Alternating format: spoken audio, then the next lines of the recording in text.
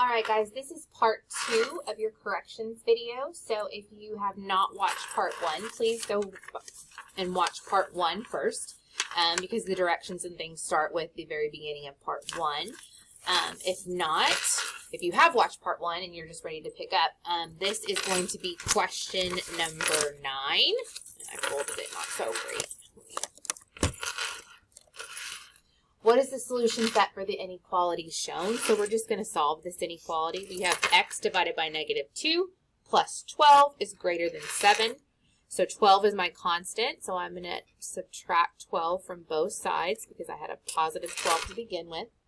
There's my 0 pair, so I have x over -2 is greater than, all right, so I'm going to do my scoreboard, my positives and my negatives. I have a positive 7 and a negative 12. My negatives would win by how many? 12 minus 7 is 5, so this is going to be a -5. Okay, so now I have x divided by -2 is greater than -5. So my inverse operation of division would be multiplication. So I'm going to multiply both sides by -2. This is going to give me x, and I have to flip my inequality symbol because I multiply by a negative number. So instead of being greater than, it is now going to be less than. X is less than -5 times -2. A negative times a negative will give you a positive, and 5 times 2 will give you 10. So your answer should be x is less than 10, which was answer choice D. Many of you did A because we did not flip the inequality symbol. But remember, when you multiply or divide by a negative number, you have to change the inequality symbol. All right, let's look at number 10. On number 10, okay. Hazel's goal is to drink at least 82 ounces of water each day. For breakfast, she drinks 10 ounces of water from a cup. For the rest of the day, she will drink from her water bottle, which holds 82 ounces of water. How many full glasses of water will Hazel need to drink in order to meet her daily goal? Okay. So we're looking at you're looking for the number of full water bottles. Okay. We know that she's going to drink at least 82 ounces of water. So if we thought about this for a second and we weren't sure what the words "at least" meant, Mrs. Brown said, please go use the cheat sheet that's with the review. You had access to that, and you also had access to all of Mrs. Brown's teacher notes. So if we were going to look for the word at least 82 ounces, it's going to be 82 ounces or more. So that would be greater than or equal to 82. So greater than or equal to 82. All right, let's keep reading to figure out the rest of my inequality. For the rest of the day, she will drink, For breakfast, she drinks 10 ounces of water from a cup. So that 10 ounces is an initial value. Okay, 10 ounces of water from a cup. For the rest of the day, she will drink from her water bottle, which holds 12 ounces of water. 12 ounces of water in that water bottle. We're looking for the number of full water bottles that we have, so that's where my x is going to go. So when I go to solve for x with this inequality, 10 plus 12x is greater than or equal to 82. You could have also written 12x plus 10 is greater than or equal to 82. So then we will just solve this inequality. I'm going to subtract each side by 10 because 10 is my constant. This would give me 12x is greater than or equal to 82 minus 10 is 72. So I have 12x is greater than or equal to 72. Well, this is multiplication, so I'm going to undo it with my inverse operation, which is division, and then it'll leave me with 12x is greater than or equal to 72 divided by 12, which is 6. So x is greater than or equal to 6. How many bottles of water? Greater than or equal to 6, which was A. Okay, let's look at number 13. Number 13 asks for you to match the equations down here to the model up here. So if I look, I have 1, 2, 3, 4, 5, 6. This is just like when we were working with algebra tiles. So 6x 1, 2, 3, 4, 5, and I know that they are all positive numbers because there's not a negative sign next to them, okay, is equal to 1, 2, 3, 4, 5, 6, 7, 8, 9, 10, 11, 12, 13, 14, 15. So my answer should have been C. Okay, 6x plus 5 is equal to 15. All right, from 14 on, these should have been ones that you were able to find in your notes. I'm sorry, it's my number 14. That's not true. We are on number 12. Okay. This is question number 12 for y'all. All right, what is the meaning of this symbol? So we have the less than or equal to. Remember how Mrs. Brown talked to you about if I have this is my less than symbol and I turn my hand like this, it'll make an L. You see the L, and that represents less than. That's how I would remember the direction. So it should have been D, less than. Okay, again, this exact information was in your cheat sheet and also in your notes that you were encouraged to use on this test. So let's make sure that we are doing that. For number 13, what is the difference between an inequality and an equation?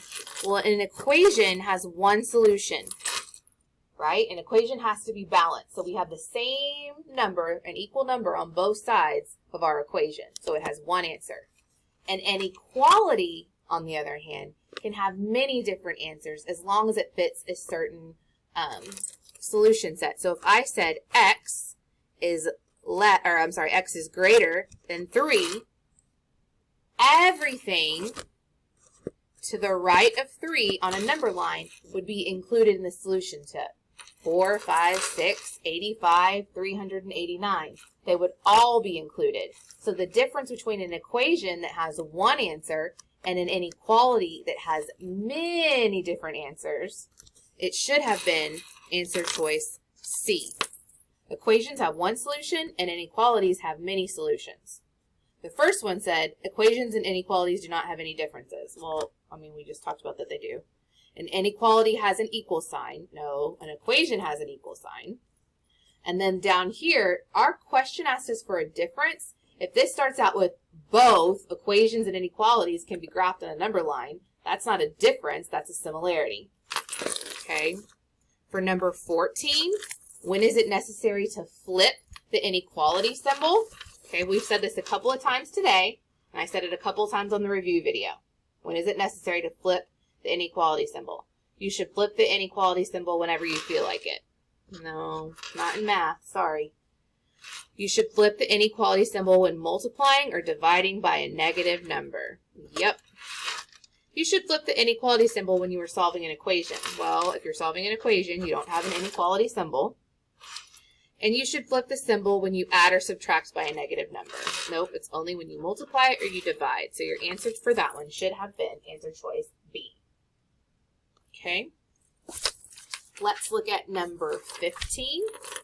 For number 15, a number represented by a letter that can change or vary is called a coefficient. In this situation would be the 3. It's the number that is right next to the variable. The sum is the answer to an addition problem. A variable is the letter that can change. It can be an X, it could be an M, it could be an E, but normally we see an X. And the constant, if my equation was 3x plus 5 is equal to 10, my constant is 5. It's that initial value, okay?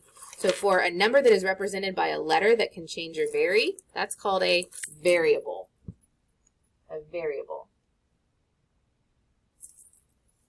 Now a coefficient has a letter next to it, but the coefficient is actually the number in front of the variable.